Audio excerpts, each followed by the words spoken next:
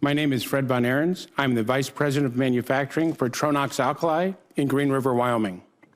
I'm here representing Tronox Alkali and the 4 other U.S. producers of natural soda ash: Tata Chemicals, OCI, Solvay, Searles Valley Minerals, in support of S-2031. I am pleased to report that the soda ash industry is the country's largest inorganic chemical export by volume, contributing more than $1 billion annually to our trade balance. Combined, the 5 U.S. natural soda ash producers employ more than 3,000 full-time skilled workers with an average salary of more than $122,000. Approximately 1,000 of these workers are represented by the United Steelworkers. More than 18,000 indirect jobs are also dependent on the U.S. industry, including the railroads, glass packaging, window manufacturing, the auto industry, and port workers in Washington State and Oregon, California, and Texas. The 5 companies also have corporate offices in Connecticut, New Jersey, Oklahoma, Pennsylvania, and Texas, with a staff totaling more than 500 employees. Recent history has demonstrated that a 2% federal royalty rate can have positive impacts. First, it fosters robust export growth consistent with the President's National Export Initiative. Second, it leads to expanded domestic manufacturing capacity and job growth.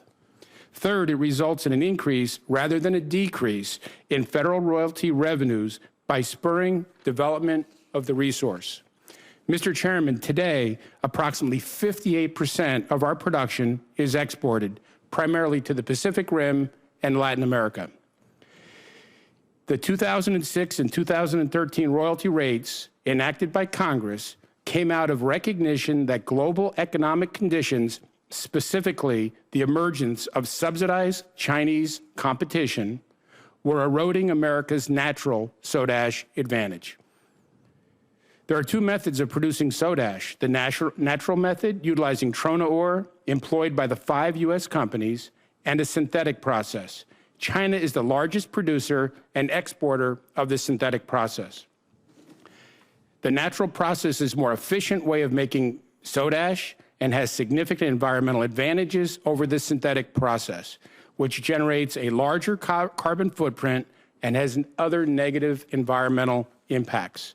Mr. Chairman, I would like to submit for the record a life cycle assessment commissioned by the IMANA that demonstrates the U.S. soda ash is better for the world than Chinese synthetic soda ash. Without objection. Thank you. The new synthetic soda ash facilities in countries such as India and Vietnam lack the environmental regulation and the associated cost of manufacturing that we have in the United States. Emissions from a recently commissioned plant in Vietnam have poisoned local waters, resulting in mass fish kills, and have lowered air quality to unhealthy levels in surrounding communities. Mr. Chairman, from 1996 to 2006 and 2011 to 2013, when the royalty rate was 6%, approximately 1,000 jobs were lost. Global market share declined, and China went from importing more than 1 billion tons of soda ash to being a major exporter and it is now the United States' largest competitor. When the royalty was lowered to 2% from 2006 to 2011, in the midst of a global recession, a number of positive things happened. Royalties to the government rose to more than $80 million. The industry not only retained jobs, it created 100 new jobs. The industry nearly doubled its rate of investment in spending to nearly $150 million annually to expand capacity and much-needed improvements. The program continued to support education systems as confirmed by the current and past governors of Wyoming.